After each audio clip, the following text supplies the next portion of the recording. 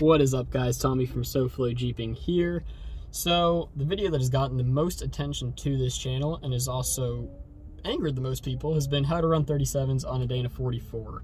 So I've been on 40s for a little bit now, so I figured I'd make the obvious next part to that video, which would be how to run 40s on a Jeep JK.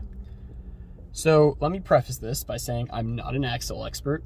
I'm not some Jeep guru. Take everything you hear with this video with a grain of salt. This is mostly for the new Jeeper who sees all the Jeep on 40s and wants to see what I have to do to look like that, or even the intermediate Jeeper who wheels occasionally and wants to make that jump up to the next level.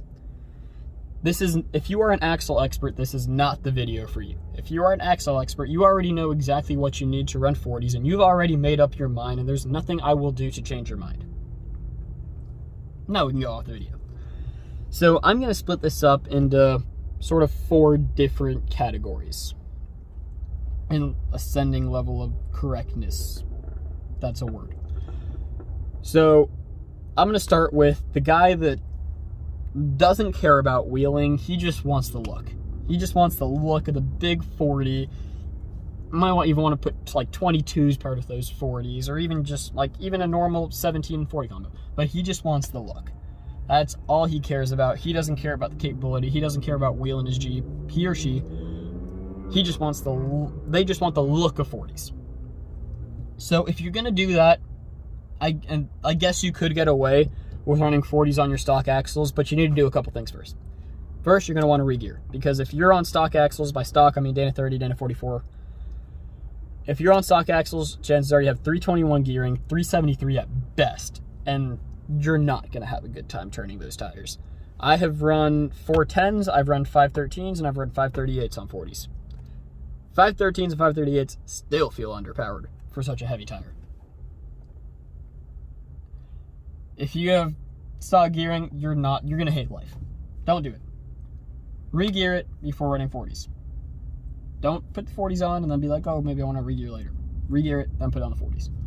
Next, ball joints. I wore through my stock ball joints like probably 15,000 miles after I put 37s on my not even stock axles. Rubicon 44s, but they had the same outers as the stock axle, as the Dana 30. I wore through those instantly. I can't even imagine what 40s would do. 40s, you'd be replacing ball joints immediately. Terraflex and Rare Parts both make great ball joints for the stock axles. Next thing I want to do, see gussets at the minimum, ideally a truss. The reason I say that, even if you're not going to wheel it, you're inevitably going to go over a railroad crossing too fast or smoke a curb or something. You don't want your axle to fold like a banana when that happens. If you're running a big heavy tire, throw some strength back into that axle. I could say do axle shafts, but if you're just on the street, you don't really need them. And if you're never going to go off-road, you're not going to buy them, if you're being honest with yourself. So yeah, if like all you're going to do is a dirt road, the hard-packed little puddle every once in a while, you just want to look good at the meets and whatever, you can get away with running 40s on your Dana 30, Dana 44 combo as long as you do the proper measures. Now that's out of the way. Now, next category. I might say a lot. I gotta stop that. So, Rubicon 44s sort of go by the same rules as the Dana 30, Dana 44. The only difference is you can do some lighter wheeling, because you have that stronger ring and pinion up front. You can go to your local off-road park and have fun as long as you do the proper precautions. So now I'm going to go into the next category, which is, I'm going to jumble them into one. Built Ruby axles and crate axles. Crate 44s. Built Ruby axles and crate 44s. By built Ruby axles, I mean Rubicon 44s that have the truss, that have the gusset, that have chromoly shafts or RCV shafts, that have been re-geared. Whole 9 yards. You did everything you could to your Ruby axles. And then by crate 44s, I mean your Ultimate Dana 44, your Curry 44, your Dynatrack 44, those sort of axles. You can wheel them running 40s.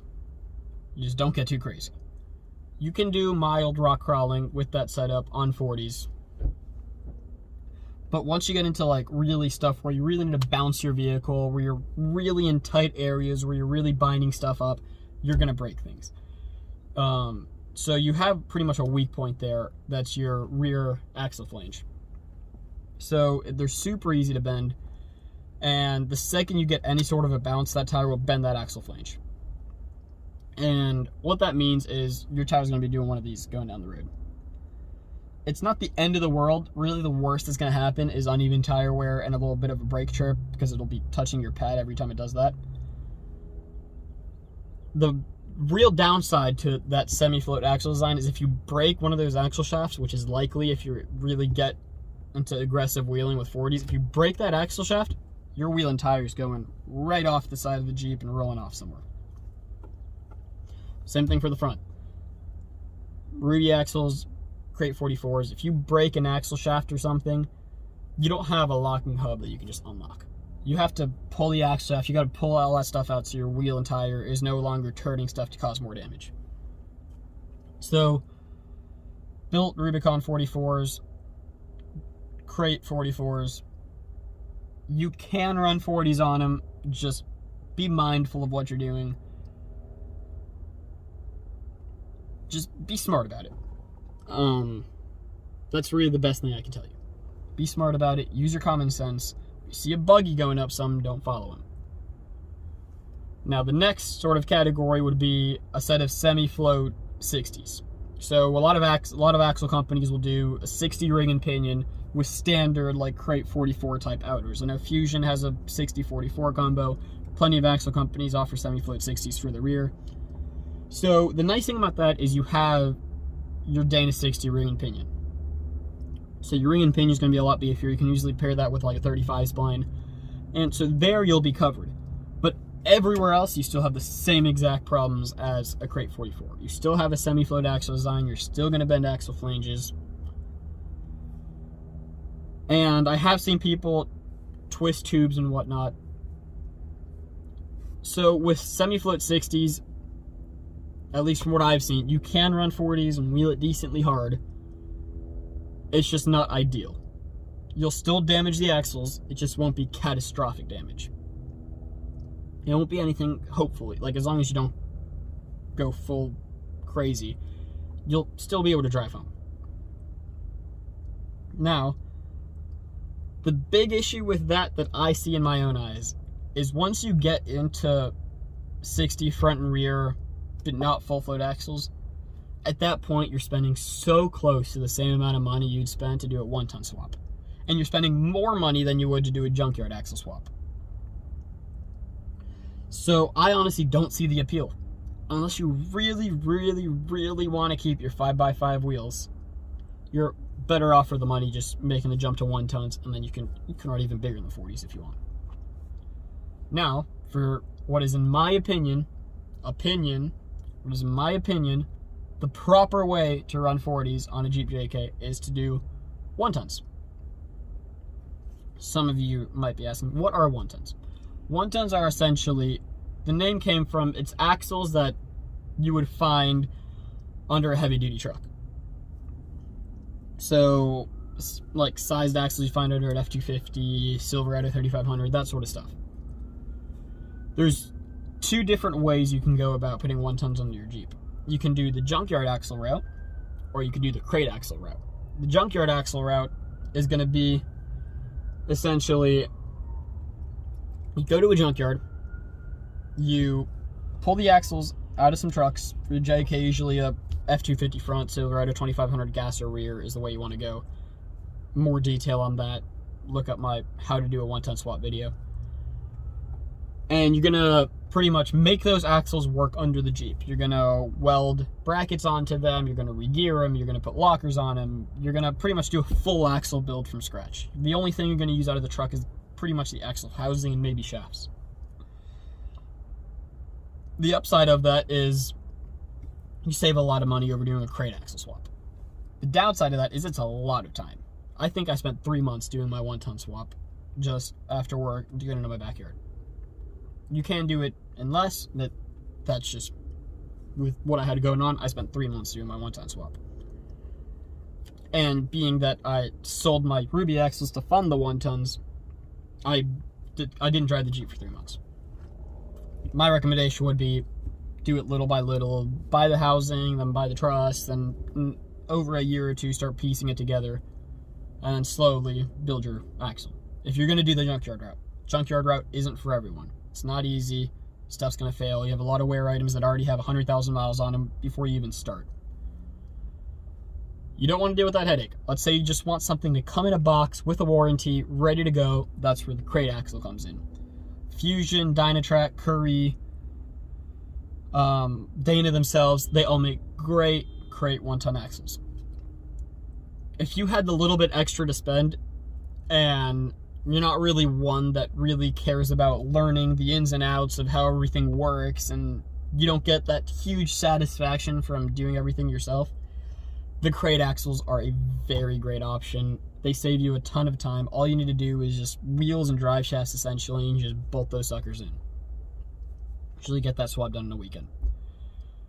The downside to crate axles, to crate 1-ton axles, is they're more expensive. So I spent about $8,000 on my junkyard swap, and I sold my Ruby axles, sold some stuff. I was out of pocket about $4 grand. Crate axles can range anywhere from, I've seen Ultimate Dana 60s go for like the 11 to 12 if you know the right people. 11 to 12 grand for a set of Ultimate Dana 60s before drive shafts, before wheels. All the way up to, if you fully spec out a Fusion 40 spline setup with everything under the sun, you can reach 20 grand. There's a lot of in-betweens between that. But the big advantage to doing either crate or junkyard is you have full float axle in the rear, which pretty much means that your wheel and tire isn't bolted directly to your axle shaft. So you don't have that flange that can bend and start wobbling. If you break an axle shaft with a full float axle, you unbolt the axle shaft with the wheel still on the vehicle if you want, and you just slide it out, shove a t-shirt in there, and then you can throw it in four-wheel drive and get to the trailer, get to a junkyard, where you're gonna find an axle shaft at just about any junkyard for a 14 bolt. Ring and pinion, not the biggest worrying thing in the world because that's a 10.5-inch ring gear back there. It's really big. With 40s, it's gonna be hard to break that. Tons of people are on 43s on that setup, with lots of horsepower, more than a JK will ever have. And then in the front, the big advantage, you have locking hubs. So it allows you, like I have an automatic locker up front. I don't want to feel that automatic locker when I'm driving around. So when daily driving, I just unlock those hubs. Another great thing, if you break your front ring and pinion, if you break your front axle shaft, front U-joint, whatever, you can just unlock it. So that's in my opinion, the proper way to do 1-tons. Keep in mind, that's my opinion. I'm just a guy who likes Jeeps and has seen a lot of breaks happen. This is just what I have learned. Take everything I say with a grain of salt. Hope you guys enjoyed the video. If you want, subscribe. If you want, like. If you want, comment. So yeah, that pretty much sums up how to do a 1-ton swap, or how to run 40s on a Jeep JK. Hope you guys enjoyed.